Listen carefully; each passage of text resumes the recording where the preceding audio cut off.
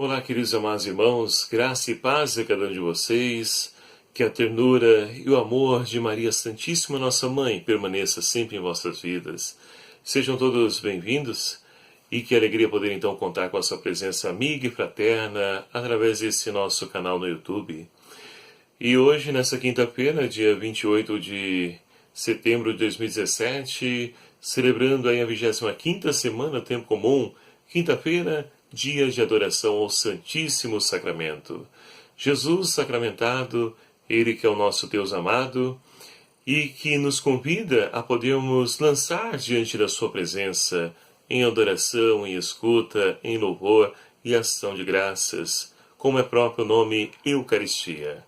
E assim então, hoje somos convidados a refletir o Evangelho de São Lucas, capítulo 9, versículos de 7 a 9, que vai nos narrar o seguinte. Naquele tempo, o rei Herodes ouviu falar de tudo o que estava acontecendo e ficou confuso, porque alguns diziam que João Batista tinha ressuscitado dos mortos. Outros diziam que Elias tinha aparecido, outros ainda que um dos antigos profetas tinha ressuscitado. Então Herodes disse: Eu mandei cortar a cabeça de João. Quem será esse homem sobre quem ouço falar essas coisas? E procurava ver Jesus. Palavra da salvação. Glória a vós, Senhor. Caríssimos irmãos e irmãs, a liturgia de hoje ela quer então enriquecer-nos para que assim possamos compreender os desígnios de Deus que nem sempre são bem claros na nossa vida. Muitas vezes parece confuso os caminhos do Senhor, mas que quando então nós nos abrimos à leitura da Palavra de Deus, quando nós abrimos a ação do Espírito Santo, nós podemos então assim compreender qual a vontade de Jesus para a vida de cada um de nós. E é interessante que muitas vezes nós vamos somente compreender a vontade de Deus depois de muito tempo, diante de muitas situações que vão acontecendo na nossa vida. A resposta vem lá na frente. Enquanto isso, devemos então perseverar nessa nossa caminhada. Porque, meus queridos amados irmãos, muitas pessoas nos dias de hoje também buscam a Deus, querem também ver Jesus, assim como o rei Herodes no Evangelho narrado. E é interessante para nós porque Herodes, então, ele começa a ouvir muitas coisas acontecendo. E ali então ele quer saber quem é esse Jesus. E é interessante porque o próprio Jesus, certa vez, pergunta para os discípulos: quem dizem as pessoas ser o Filho do Homem? Aí uns vão dizer, olha, um diz que é João Batista, Elias, enfim, as mais variadas respostas. E Jesus então se dirige aos seus discípulos, aqueles que estão próximos dele, e pergunta, e vós, quem dizeis que eu sou? Pedro então toma a palavra e vai dizer, tu és o Filho amado de Deus, o Cristo que devia vir ao mundo. E então, queridos amados irmãos, muitas vezes nós também buscamos resposta para os nossos questionamentos, angústias, queremos saber o que significa isso, o porquê, o para quê de tantas situações. Mas é preciso então ter paciência e deixar que Deus, no devido momento, Ele possa então nos revelar o para que serve aquela situação, ou para que serviu, ou por que nós estamos vivendo a situação. Tudo diante de Deus, Ele tem uma resposta.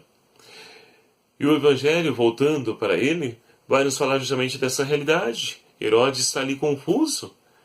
E as pessoas então vão dizer, olha, um dizem que é João Batista que ressuscitou, imagina a cabeça dele.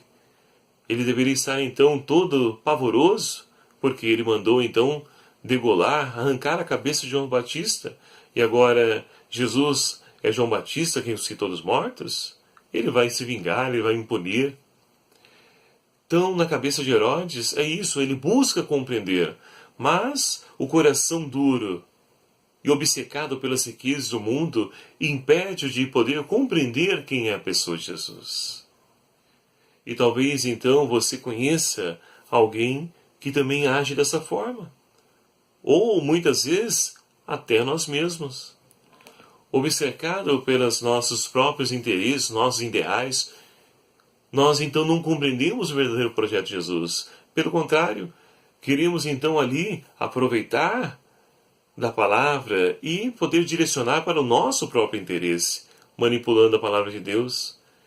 E não pode ser assim, porque a palavra de Deus tem um propósito para cada um de nós.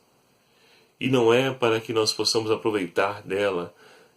Pelo contrário, é ela quem veio então iluminar a nossa vida e nos libertar de tudo aquilo que nos afasta de Deus, que porventura se faça presente na nossa vida. Então Herodes também queria ver Jesus. E quantas pessoas também querem ver Jesus? Mas que elas não conseguem enxergar porque muitas vezes damos contra-testemunho daquilo que pregamos, muitas vezes não anunciamos, nos omitimos diante da missão qual o Senhor confiou a cada um de nós, batizados e batizadas, de sermos profetas, denunciadores de tanta injustiça. Ora, se o mundo está, o caos que está, crise em todos os lados, em todos os sentidos que nós estamos vivendo, é pela falta então de profetas, de pessoas então que de fato levantem a bandeira da fé e sejam protagonistas da nova história, denunciando toda injustiça sem medo, com coragem, ousadia. Isso é próprio do cristão.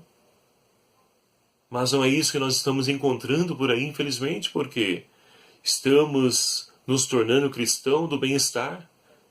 Como dizia o Papa Francisco em uma das suas reflexões, é preciso ser discípulo do Senhor. E o discípulo passa por perseguição, sofrimento, calúnia, tudo isso.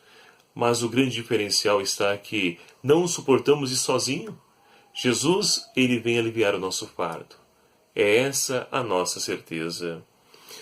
E assim então podemos lançar o olhar para a primeira leitura, extraída aí hoje do profeta Ageu. Nós temos então o profeta que então está vivendo na época do rei Dário, época em que o povo está voltando do exílio, reconstruindo a sua vida e principalmente o templo. Mas Jesus, então, através do profeta, vai chamar a atenção do povo porque as pessoas estão construindo o templo, ou seja, reconstruindo o templo, e sendo que há vários outros templos que precisam e têm ali emergência, urgência, para ser então reconstruído, que é o templo espiritual, a vida das pessoas. As pessoas estão abaladas porque têm que agora retomar a sua vida, voltando do exílio, tem que recomeçar. E olha, não é fácil. Aqueles que passam aí por dificuldades em tempo de enchentes, terremotos, como nós temos observado em tantos lugares acontecendo, eles sofrem porque têm que recomeçar novamente, reconstruir a sua casa. E assim também é o nosso templo espiritual, a nossa vida. Temos que reconstruir, superar então todo trauma, toda ideologia errônea contra Deus, que Deus puniu, castigou. Não é preciso, de fato, ter urgência em reconstruir o templo espiritual que somos cada um de nós. O templo físico depois vem por acréscimo.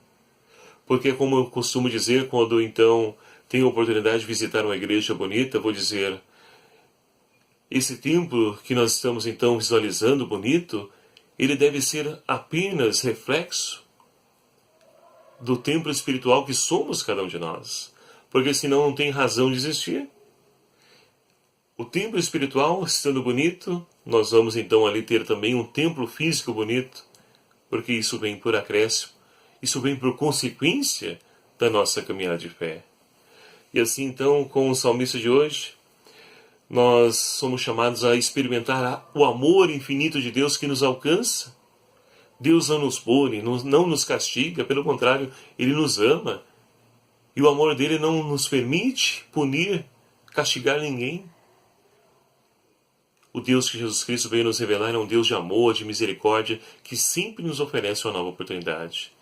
E que nós possamos, então, abrir o nosso coração para que nós possamos compreender quem é Jesus Cristo. E que a Sagrada Escritura, como dizia São Jerônimo, desconhecer a Escritura é desconhecer a Cristo. Que nós possamos, então, mergulhar na Sagrada Escritura, para que nela possamos encontrar o Cristo. E assim, possamos reestruturar esse templo espiritual que somos cada um de nós, mas também ajudar a outros irmãos a reconstruir, reerguer o seu templo espiritual, para que também eles venham somar conosco e celebrem, experimente o amor infinito e misericordioso de Deus que alcança todos e qualquer um de nós, indiferentemente de raça, religião, classe social. Deus ama a cada um de nós. Que essa seja então a nossa experiência e que nós possamos viver a nossa fé como autênticas testemunhas da ressurreição de Cristo. Louvado seja o nome do nosso Senhor Jesus Cristo, para sempre seja louvado. Muito obrigado a você, meu querido amado irmão, que faz parte dessa nossa família, que se tornou esse canal do YouTube. Que bom ter sempre a sua companhia, a sua presença amiga. E você que não se inscreveu em nosso canal, clique aqui em inscrever-se e venha também fazer parte dessa nossa família. E que por intercessão de Nossa Senhora, Rainha da Paz, abençoe-vos o Deus Todo-Poderoso, Pai, Filho e o Espírito Santo. Amém. Um abraço a cada um de vocês, até o próximo vídeo, se o Senhor assim nos permitir. Espero por você e até lá.